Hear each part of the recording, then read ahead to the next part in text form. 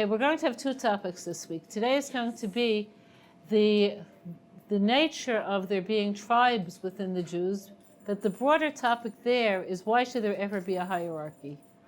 Okay, so we're going to be learning about individuality, community, hierarchy, prejudice. Okay, then we're going to be learning about Kahuna, Pinchas, and his deed. Okay, so that's for today. Okay, so let's go right into it. Put yourself in this position. You work on Wall Street, let's say, and somebody in the office dies. So Mr. Mackenzie, the boss, says, okay, I want everyone to be there at the funeral. And one of the men says to him, you know what, I'm so sorry, Mr. Mackenzie, but I really can't go. And he says, why not? And he says, because I'm a Kohen. And he says, yes, I know, your name is Herbert Cohen. So he says, well, it's about my tribe. And he says, your tribe? And he says, yeah. Okay, what's going to happen next? Okay, what are you talking about? So the question of tribalism is a huge question when you talk about being a Kohen, not being a Kohen, and various other things having to do with the Jewish people. When you describe people as belonging to groups, nobody likes it in today's world. Why not? So we want inclusion and we want individuality. Do you hear how this is paradoxic? Okay, we want inclusion and we want individuality. And we want choice. Okay? So because of this, hierarchy is looked at with deep questioning, and tribalism even more so. Could you see where this is so? Okay. There's a reason for this. Historically, when people divide up into groups, what have the results been? What have the historical results been? War, jingoism, extreme nationalism, slavery, racism. Okay, so it's not good. Okay, so this isn't good. No, okay. So now let's go into other possibilities. So pry your minds open. Okay, the fact that something has been true historically in a given framework, does that mean it'll always be that way in other frameworks? No, okay. So I'm going to use the paradigm of black slavery, the caste system, and the system of tribalism within the Jews, because I want to show you three different systems. Okay, how does racism work? Why are many people prejudiced against blacks? Where does that come from? Does slavery ring any bells? Okay, rings any bells? Okay. So the source of racism in the United States is black slavery. Could you see where this is so? It's not just being different. Chinese people are different and don't have anywhere near the stereotypical prejudice that blacks do. Okay, why do you think people are prejudiced against people who were formerly slaves? And when did that begin and how did it begin? What's the history there? So the way it works is people see slaves as an underclass. They see them as people who do menial work. The implication to them is that they are incapable of doing more sophisticated work. So they sort of characterize them as being dumb. People who are slaves who are sold away from their families don't have solid family structures, which still affects the black community today. So that makes people grow in ways that are different. Could you see where this is so? Yes, no? Does it have to do with being black or does it have to do with being enslaved? It has more to do with being enslaved. But being black gave people a way of recognizing who are enslaved, who the low class is. Okay? Does everything I say so far make sense to you? Yes? Does it fit contemporary approach? Yes or no? Yeah. Okay, so I'm going to say what's politically incorrect, but that you know already. How did the blacks get enslaved? How did that happen? They were kidnapped in Africa. By whom? The British. No. By other blacks. Okay, clear? So I want you to know this. The source of black slavery begins with black people in Africa kidnapping other black people and selling them to who? Who were the slave traders? Dutch, British. The Portuguese mostly. The Portuguese and later the British enter the picture. Okay, clear? So slavery isn't about being black, it's about being enslaved. But the roots of slavery, and this is why I wanted you to know the historic frame, has nothing to do with feelings about being black. Okay, you understand this? It was black people who sold black people. Why do you think many people don't know this? Why is this not something that people talk about? People like maintaining their own theories and ignore history. It's a messy narrative. That's exact. It's a very messy narrative, because it means that the good guys and the bad guys are not such distinct groups after all. It isn't all the whites were bad and all the blacks were good. There were bad people and good people. What would you characterize the bad people as being? What trait would you say came into the picture? For blacks who kidnapped other blacks, for the Portuguese early trade slavers, for the British who took it over. What's the name of the trait? It's called greed. Okay, clear? Does that make sense to me? The blacks who kidnapped other blacks did so for gain. They didn't do so for ideological motives. The Portuguese traders were certainly in it for gain. So were the British who took over the slave trade from them. The plantation owners, who many of them were probably the least villainous in this picture, because the slaves already were enslaved, remember? Okay, certainly bought slaves for reasons of greed. Could you see where this is so? Greed is the enemy. The result of the greed was the slave trade, and the result of the slave trade was racism.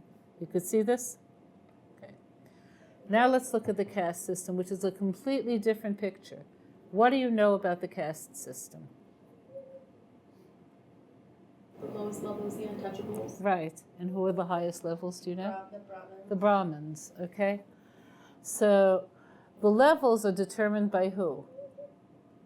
Who decides if someone's an untouchable? Who decides? What? Probably the highest. The Brahmins, probably. Okay, it's by birth, though. Yeah. Okay, it's not because of color. It's not because of education. It's by birth. Okay, so I want to give you a little bit of information about Hindu belief, and it'll be more clear. They believe in reincarnation. They think that if you're having a bad life, it's because you were bad in a previous incarnation. The definition of bad is unenlightened. So an animal is less enlightened than a human. A stone is less enlightened than an animal. So progressively, a person could reach higher incarnations. The highest one would be a Brahmin, an enlightened Brahmin. The lowest would be amongst humans an untouchable. But they would see it as fate. So another enemy in this picture of prejudice is believing that some people are fated to have bad lives. You understand this? So I want you to know also that the caste system, even though it has religious overtones, it's not religious. Hinduism doesn't require the caste system. It's a consequence of thinking the way Hindus think. It's social, it's not religious. Okay, this is clear?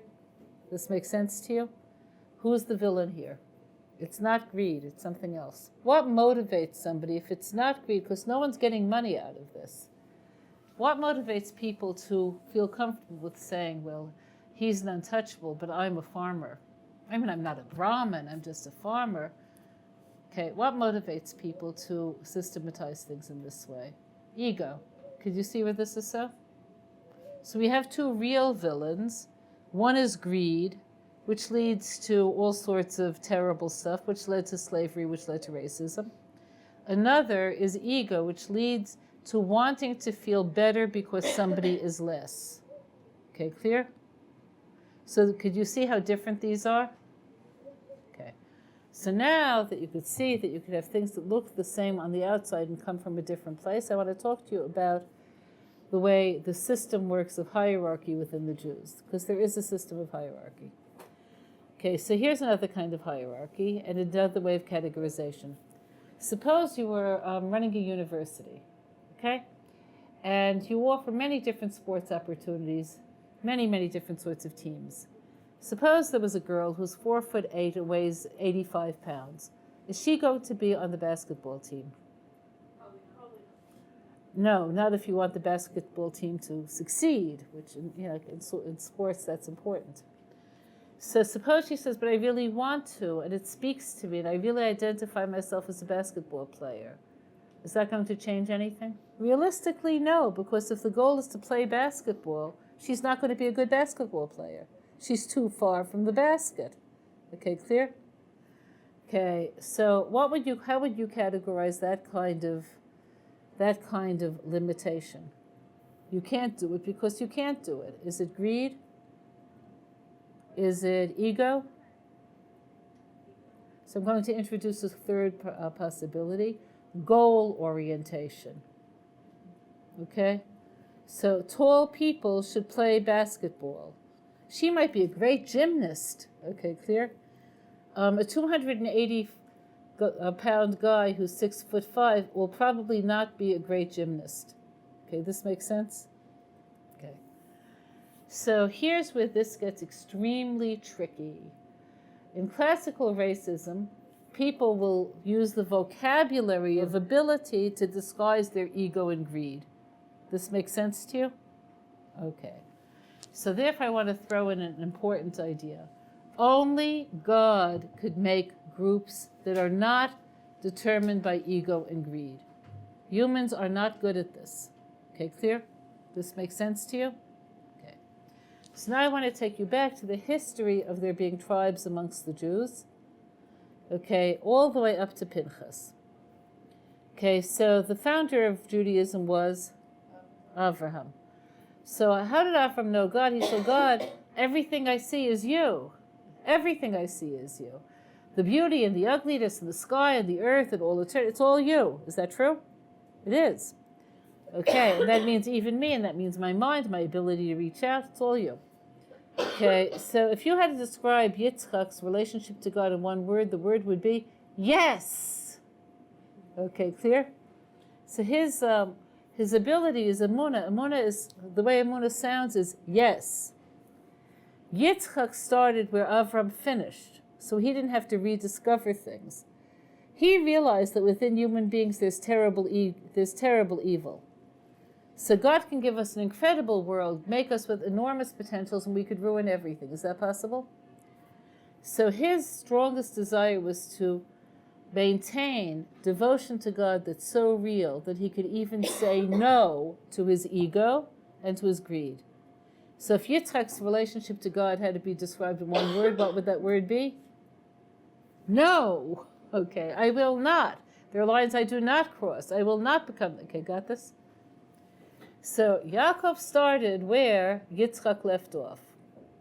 So he knew the tradition of yes, and he knew the tradition of no. He also lived in a world in which there were other religions. So what's the most ancient of all religions, do you know? Zoroastrianism. What's that about? How does it work? What's that religion like? They believed in two forces, the force of good and the force of evil. Okay, fire and darkness. There's the god of darkness and the god of light. Okay, it's still practiced today in Persia by some people. So they saw everything dualistically. They said if there's a god of yes, there can't be a god of no, so there's got to be two gods. Okay, clear? This way of thinking of good and evil being irresolvable and separate, and two separate forces, carries off into other more modern religions as well. In Christianity, you have Christ and the Antichrist. God and the devil. Okay, got this? And they're both equally strong. In Judaism, we'll say they're both creations. Good is a creation, bad is a creation. Yaakov's contribution was truth. Truth means that you see everything as having one source. So when you see things that are inexplicably horrible, which you will in the world, and you can't say, yes! Okay, so he would say, so be challenged. Deal with it. Fight the evil. You see things that are beautiful, and you're attuned to fighting evil, and you're waiting for the catch, if you know what I mean. You'll say no. Say yes. Be inspired. So I just had an experience like this. I was in Uman. This is where I was over the weekend. The focus is around the tomb of the Tzaddik Reb Nachman, but the area, the Ukraine, is such an amazing place. Did you go to the Sophia Park when you were there? Is it beautiful? Huge, beautiful. So I had been to the Sophia Park a number of times, so this time I decided to explore. So I went down in the other direction, and there were lakes. And one of the lakes was like a lake, like any lake. Then I saw a sign with a bus on it, so that made me know that this is a place where people go. So I figured I'll follow the road. I saw this amazing lake that was completely pristine. I didn't see any humans. The only living thing I saw there around the entire lake was one white goat. It was so incredibly beautiful. So I was just and the greenery there, they have grass that grows so green, and it's not weeds, I mean actual grass. it grows, and because it's too high, it folds over. So you see like circles of grass over the fields, and like fields of sunflowers that like you could follow for 25 minutes, and there's still more sunflowers. It's amazing. So I was walking there, I'm thinking, how could people be here and not feel God's love and His, and so I can get like, and then I remember, this lake, I don't know which lake it was, but I know one of the lakes here, maybe in Sofieville Park, maybe this one, maybe another one, is where they drowned all the Jews during the Nazi era. One of them has the bodies of tens of thousands of Jews at the bottom. So the ability to live with yes and no is distinctly Jewish. You understand this? You have to be able to see the beauty and not deny it, but you have to be able to see horror and not deny it. So that was Yaakov. He could do that. So his trait was truth. Yaakov had 12 sons. The idea of God giving him these 12 sons was for him to be able to give over his heritage in a way in which the truth would be able to be experienced from many, many different angles. So the idea is as follows. If there's any truth, there's one truth. But our ability to see it is multifaceted. This is clear? Yes? No? Okay. So the 12 sons, each one was born in a different month, had a different astral sign, had a different personality, but they all knew truth. They all experienced truth in their own specific way. So before he died, he gave them each a blessing. Do you remember from our previous classes what a blessing is? What's a blessing? It's like using words to give people a way of becoming maximized. So a blessing I could give this pen would be, may you always write, because a pen's maximization would be writing. I can't say to a pen, I hope one day you get married and have children. It's not going to happen. It's not within its potentials. So the blessings of each of the 12 tribes was different, because they all could expand in specific ways while retaining truth. So the question would be, why have so many people? Why have so many ways? Why not just have Yaakov 2 and Yaakov 3 and Yaakov 4? Okay. There used to be a TV show. I don't know why am I telling you. It's okay. It was called Charlie Chang, which I'm sure is like, it was so racist. I'm sure it's off the air now. But the hero, who was a Chinese detective who would always solve the crime, had sons who all looked alike, and he would call them son number 1, son number 2. Okay, clear. But in any case, so why didn't Yaakov do that? Like, why did God give him people with such different personalities to the point that they got different blessings? So I want you to hear the idea, because if you understand this, this will give you great insight into how Judaism sees things. The world is dependent on giving. You could only give if you have something that the other person doesn't have. So nothing in the world is whole. Okay, nothing is whole. The world needs elephants, and it also needs ants, because what an elephant can contribute, an ant can't contribute. Okay, it needs people with this personality and that personality, because if there's going to be giving, you have to have something to give, and giving means giving what's actually needed. Does this make sense to you? So what's the worst response to difference if you believe that giving is important? What's the worst possible response you can make to the fact of difference? Trying to make us all the same. Exactly. Communism. Okay, exactly, trying to make us all the same. The worst response to there being difference is making us all the same. Another bad response would be exploiting it through greed or ego. A good response would be looking at the differences through truth, meaning, what am I? What can I give? Who is he? What can he give? You understand this? Okay, all of this makes sense so far? Yes? Okay, so now I'm going to throw a hammer in the works that will make this difficult. Okay? So the fact that everyone has something to contribute, does that make all contributions equally as important? This is an extremely tricky question. Okay, so I would want to argue that, let's say if you use the human body as the model, you could certainly say the finger is just as much part of the body as the brain, but you can't say that the contribution that the finger makes is as major as that as the brain makes. Isn't that true? Is it true or not? But it's all necessary. It's all necessary, Yeah. but they're not equally as essential. Is that true or not? Yeah. Okay. So now we have to go into a huge question. You ready? Because if you answer this huge question, everything else falls into place. You could only talk about, when you're talking about humans, being a good person or a bad person, a more important person or a less important person, if you have a reasonable definition of what it means to be a good person. So here's where okay, there are a million ways. Okay. So if you look at nature, everything does do what it can do. Could you see where this is true? So if you want to say this is a good rock, it means that geologically it has everything a rock should have. If you want to say this is a good plant, it means it photosynthesizes, does everything a plant should do. If you want to say this is a good bird, it flies. Okay, clear? In nature, everything has no choice but to do what it can do. There are no birds that say, aviation just isn't my thing. Or like plants that say, chlorophyll, chlorophyll, I've had it with chlorophyll. Okay. So you can't call anything in nature good or bad. Does that make sense to you? Because it is what it is. It's maximally what it could be. Only humans could be good or bad. So in order to understand human potential, let's go through a little exercise. Suppose I have a pet gorilla, and her name is Emma. Okay, and I brought Emma to school today. You all see Emma? She's right here. You see her? Okay. Say, hi, Emma. This is my class at Neve. Okay. Does she answer? No. Okay. She's a gorilla, right? Okay. So suppose I say, like, we've been good friends for years. What are some differences, though, between me and Emma? What are some differences? Okay, so I can communicate in a much more sophisticated way. Anything else?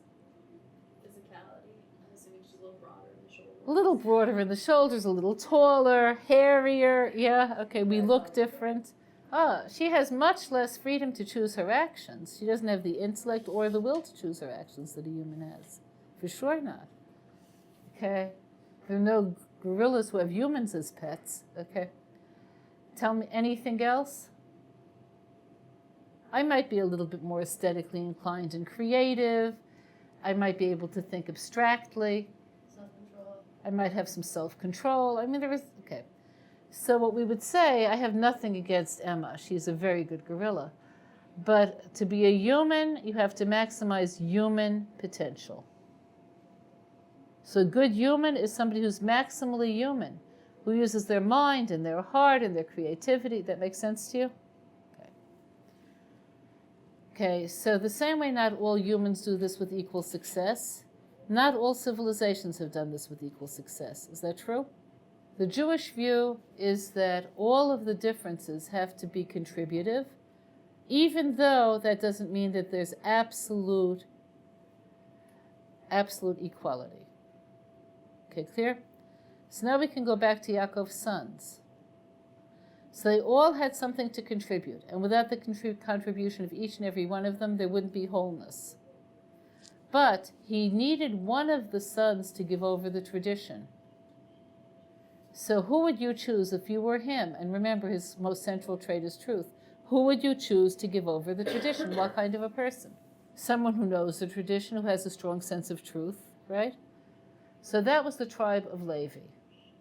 So even though Yehuda was the leader, and many people will think a leader is the most important one, and even though Yisachar was the scholar, Levi was the one who had the responsibility to give over what the yes and the no and the truth. That's a huge role. Okay, clear? So the role is bigger than life, but whether a person is better than someone else, if they're a Levi, depends on one factor. Are they living up to the role? Okay, this is clear? Okay, let's take this further. Now we're going to go into our Parsha. Okay, so, actually almost into our Parsha. Hashem had already chosen one of the families of Levi for the role of Kohen. A Kohen is somebody whose role is not only to give over a tradition, but to draw down blessing and to elevate the people, to move from above to below and from below to above. So Aaron was chosen as the Kohen for reasons that we won't get into today. Okay, what God said to Aaron, and remember, only God has enough vision to do this without ego or greed. He said, you're the Kohen, so will your children be Kohanim, and all of their children from now on. Now at that point, Aaron had 4 children, Nadav and Avihu, who died, and Eliezer and Itamar, who lived. So from that point onwards, if Aaron were to have new children, they would be Kohanim, but he didn't have new children. If Eliezer and Itamar were to have new children, they would be Kohanim. But what about their old children, their existent children? Were they Kohanim or not? So the answer is no. Eliezer already had a son, but he wasn't a Kohen because he was born already when God said, from now on, your children will be Kohanim.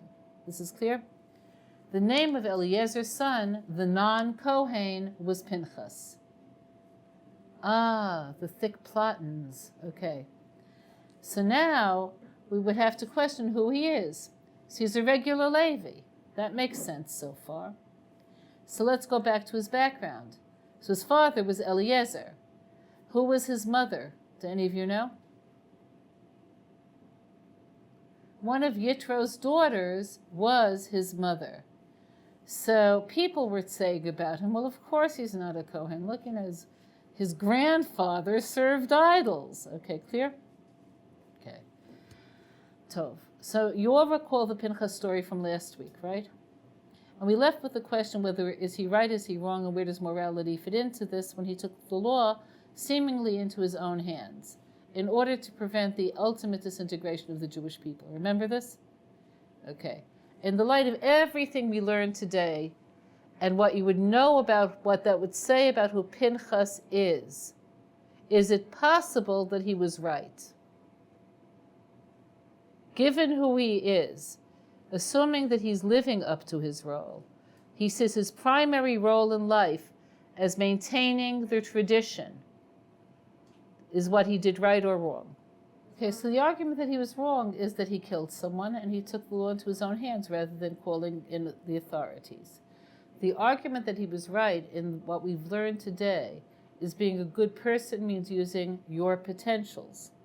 Everything about his being chosen as a Levi, close to a Kohen, when he sees the Jews disintegrating, means that he would be betraying his own role if he didn't act at that moment. Okay, this is clear? So not only was it something he should do, but something he had to do. But if you were there or I were there, would we be in that position or not? No. So I want you to get this. This is a huge idea. It was right for him. It would have been wrong for me. I was not assigned this role by God. And human beings are not smart about this. Greed and ego gets in the way. And I'll throw another factor, desire. Okay.